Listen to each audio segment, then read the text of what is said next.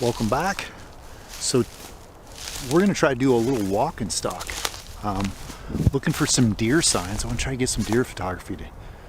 And yeah, it's been very cold, windy, though the warmth has come back temperature wise, so they should be out and about moving around a little bit more if the wind holds. Now we have a cloud cover, clouds kind of coming in and out, going in and out, kind of tough to see what's going on. So we have some trees with some deer rubs, which are their antlers rubbing the velvet off that, and I see some droppings and some tracks.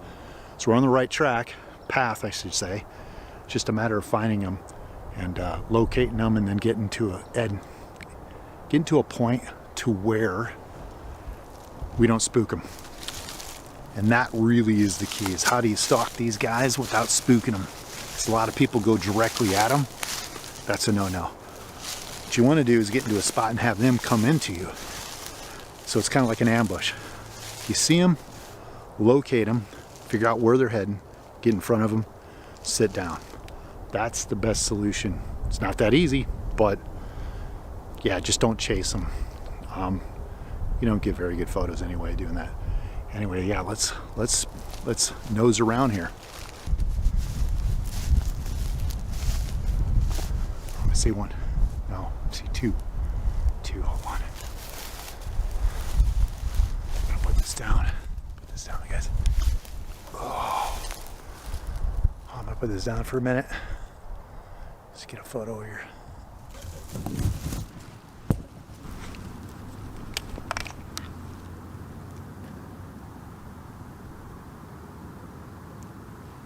If you want to get some video, I'll show you here in a sec, guys. There we go. They're just kind of sitting there. Right, I'll try to get you in the camera. They're just kind of sitting over there right now. I'm gonna watch them for a little bit. I can't get close. Again, I can't approach them directly on, because if I do, they'll just bolt. They're gonna go left or right. So there's a tree line that goes left and right with trails. Now the way the wind's blowing, it's kind of blowing this way. I assume they're gonna take the wind up, but if they go down creek, downwind, I'm gonna have to jump some creeks. If they go up that way, I have to get them before they hit the open field, because there's a big open field over there that once I get in there, I'm gonna be kind of wide exposed. So I just gotta kind of hurry up and wait here, see what they're gonna do. One way or the other, they're probably gonna move to either opening.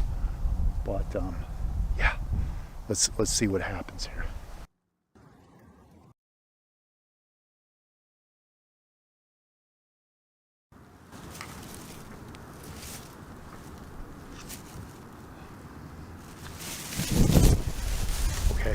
Okay, they're moving that way. Double time this, hold on.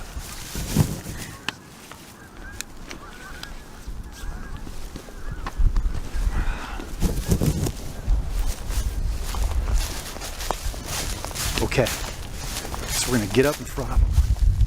It's gonna get noisy, guys, but once I get in there, it's gonna be very little talking. It's gonna be all silent. I'm up against this water, but yeah, that's just the way it works out, guys. Any kind of movements, any noise, any extra stuff on them, they'll bolt. But that's somewhat of a good sign. I'll go silent mode, but I gotta get up here in front of them. Sit down. All right, I'm just gonna flick this off.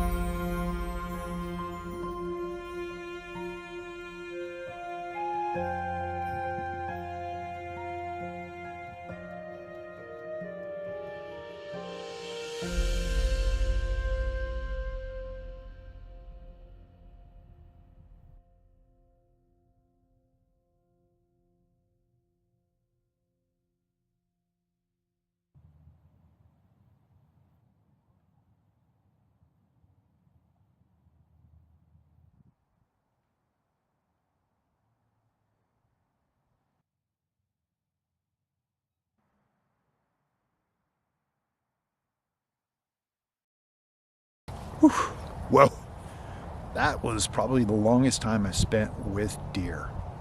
That big a deer right in front of me, you know, moving around. That was pretty crazy. I had nothing set up, folks. I literally had my 150 to 600 and a little Rogue GoPro 360, Insta 360 cam.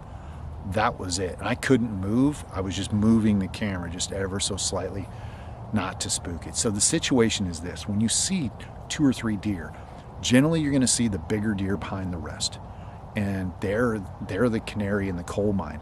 They're going to look out. So a doe will go first, or a little buck, and that's what this guy did. The bigger buck waited for the little guy to come and check me out. I made sure not to do anything offensive, because if I would have scared him, the pack would have run, the guy behind him. I just waited. So about 9 yards to about 27 yards is where they were coming in. They kept coming in around to the right and to the left a little bit, just checking me out. I sat still, and all I could do was just pan. I held the camera up to my head a little bit, but I got so tired, you know, doing that for 2 to 5 minutes. I had to put it down on my lap and just kind of move it and flip out the screen, which is awesome with these flip out screens. And I could just sit there and go back and forth. And again, I went out to 150 when the deer was really close, and it was out to 600 at the end when they're on the bigger one, the one that was further away. But this was a little different style. This was more of a rogue style, what I call walk and stalk photography, and guerrilla style. So I don't have a whole lot of time to set things up, but I do better. I kind of noticed back, you know, the last couple of years where I've been doing my photography on this channel, I've gotten away from that. And I kind of want to get more into this walk and stalk. You'll do stands, what's called stands. I'll explain that. And it helps. It helps with the productivity, because last 2 or 3 months, I've been planning these longer photography runs, and they're just difficult to do successful, because I'm not in my element. I'm more of a walk stalk hunter type versus planning things out meticulously and getting things set up in certain areas. But if you like this stuff, you know, like, subscribe. I'm going to push some photos, and I will see you guys in the next couple weeks.